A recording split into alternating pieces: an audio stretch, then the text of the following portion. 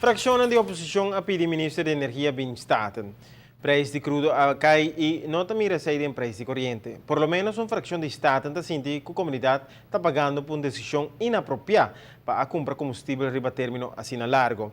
Não um preço que ave está mais alto que a tarifa riba mercado.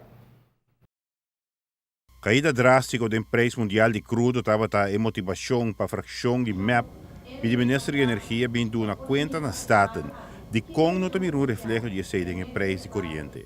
Cres Romero está na Comissão Permanente do Parlamento para Assuntos de Energia. Nós temos um compreendimento que será hedging contract. Agora está a ministra contestar.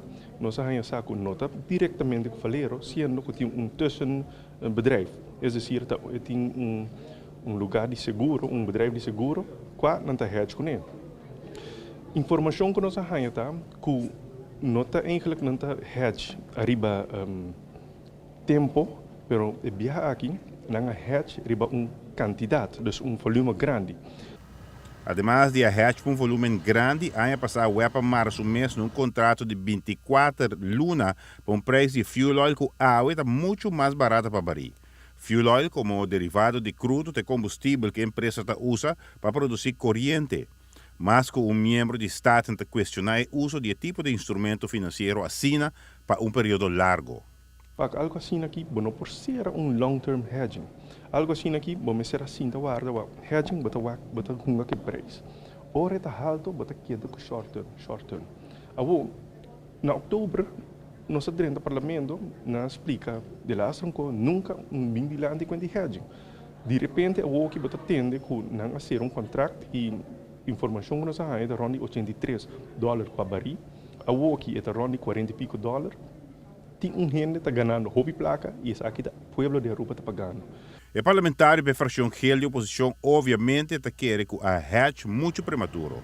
Aunque não sabe que o web não está batendo bola de cristal para predizer que o preço de crudo lo abaja. Hedging aqui, me será guarda a que está bom, e agora vai fazer hedging. E agora vai fazer hedging, onde vamos 30%, né? Você schat ongeveer quanto ele está, pero não vai correr, será término largo, candidato assim na grande para hedging assim aqui.